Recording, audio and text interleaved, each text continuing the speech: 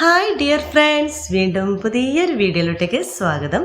ഇനി നമുക്ക് വളരെ ഈസി ആയിട്ടൊരു വെണ്ടയ്ക്ക പച്ചടി എങ്ങനെ തയ്യാറാക്കുന്നത് നോക്കാം. ചോറിൻ്റെ കൂടെ വേറെ കറികളുടെ ഒന്നും ആവശ്യമില്ല, ഇത് മാത്രം മതിയാകും. അപ്പോൾ ഇതെങ്ങനെ തയ്യാറാക്കുന്നു നോക്കാം. അതിനു മുമ്പ് നിങ്ങൾ ആദ്യമായിട്ടാണ് എൻ്റെ ഈ ചാനൽ കാണുന്നതെങ്കിൽ പ്ലീസ് ഒന്ന് സബ്സ്ക്രൈബ് ചെയ്യണേ. ആ കുഞ്ഞു ബെല്ലൈക്കൻ ഒന്ന് ക്ലിക്ക് ചെയ്യൂ, എങ്കിൽ ഓൾ എന്ന ഓപ്ഷൻ വരും. അതും കൂടി ഒന്ന് ക്ലിക്ക് ചെയ്യുമ്പോൾ ഞാൻ ഇടുന്ന പുതിയ വീഡിയോസിൻ്റെ നോട്ടിഫിക്കേഷൻ നിങ്ങൾക്ക് കൃത്യമായിട്ട് കിട്ടും. അപ്പോൾ പെട്ടെന്ന് എൻ്റെ വീഡിയോയിലോട്ടേക്ക് പോകും. ഇതിന് വേണ്ടി ഞാനിപ്പോൾ 300 ഗ്രാം വെണ്ടയ്ക്ക എടുത്തിട്ടുണ്ട്. വെണ്ടയ്ക്ക നന്നായിട്ട് കഴുകിയതിന് ശേഷം ഒരു കോട്ടൺ തുണി ഉപയോഗിച്ചിട്ട് നമ്മളൊന്ന് ഒപ്പിയെടുക്കുക. അതിൽ വെള്ളത്തിൻ്റെ എന്തെങ്കിലും ഒരു അംശം ഉണ്ടെങ്കിൽ അതൊക്കെ പോയി കിട്ടാൻ വേണ്ടിയാണ്. വെണ്ടയെല്ലാം ഈ ഒരു രീതിയിൽ ഞാൻ കട്ട് ചെയ്തെടുത്തിട്ടുണ്ട്. നിങ്ങൾക്ക് ഇഷ്ടമുള്ള രീതിയിൽ കട്ട് ചെയ്തെടുക്കാം. ഇനി നമുക്കൊരു മിക്സിയുടെ ചെറിയ ജാർ എടുക്കാം. അതിലോട്ടേക്ക് 1 കപ്പ് തേങ്ങ ഇട്ട് കൊടുക്കാം. പിന്നെ നമ്മൾ ചേർത്ത് കൊടുക്കുന്നത് കുറച്ച് കറിവേപ്പില, എരിവിന് ആവശ്യമായിട്ടുള്ള 2 പച്ചമുളക് എടുത്തിട്ടുണ്ട്, ഒരു 5-6 വെളുത്തുള്ളി അതുകൂടി ചേർത്ത് കൊടുക്കാം. പിന്നെ 1 ടീസ്പൂണോളം കടുക് ചേർത്ത് കൊടുക്കാം.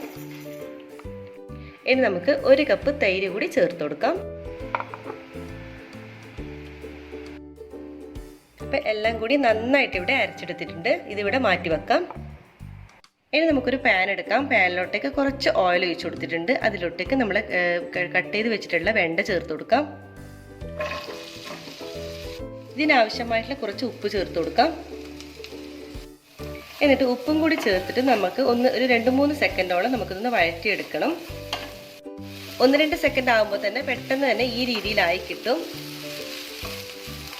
ഇനി നമുക്ക് അരച്ച് വെച്ചിട്ടുള്ള തേങ്ങ കൂട്ടി ഇതിലോട്ടേക്ക് ഒഴിക്കാം.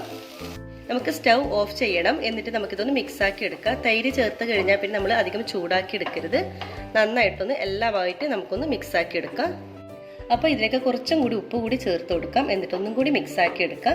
അപ്പോൾ ഇത്രയേ ഉള്ളൂ നമ്മൾ സിമ്പിളായിട്ടുള്ള വെണ്ടയ്ക്ക പച്ചടി. ഇനി ഇതിലോട്ടേക്ക് നമുക്ക് കടുകും കറിവേപ്പിലയും ഇട്ടൊന്ന് താളിച്ചൊഴിക്കാം. അപ്പോൾ ഇത്രയേ ഉള്ളൂ നമ്മുടെ ടേസ്റ്റി ആയിട്ടുള്ള നമ്മുടെ വെണ്ടയ്ക്ക പച്ചടി ഇവിടെ റെഡി ആയിട്ടുണ്ട്. വളരെ സിമ്പിളാണിത്. നമുക്ക് ചോറിൻ്റെ കൂടെയൊക്കെ ഇത് മാത്രം മതിയാകും, വേറെ കറികൾ ആവശ്യം തന്നെ ഇല്ല. ഇത് മാത്രം മതിയാക്കും നമുക്ക് ചോറിൻ്റെ കൂടെ. അത്രയും നല്ല ടേസ്റ്റാണ്. നമ്മൾ വീട്ടിലുള്ള സാധനം വെച്ചിട്ട് നമുക്ക് എളുപ്പത്തിൽ തയ്യാറാക്കാൻ പറ്റും. അപ്പോൾ വളരെ ടേസ്റ്റി ആയിട്ടുള്ള ഈസി ആയിട്ടുള്ള നമ്മുടെ വെണ്ടയ്ക്ക പച്ചടി നിങ്ങൾക്ക് എല്ലാവർക്കും ഇഷ്ടമായെന്ന് കരുതുന്നു. ഇഷ്ടമായാൽ ലൈക്ക് ചെയ്യുക, ഷെയർ ചെയ്യുക, കമൻറ്റ് ചെയ്യുക.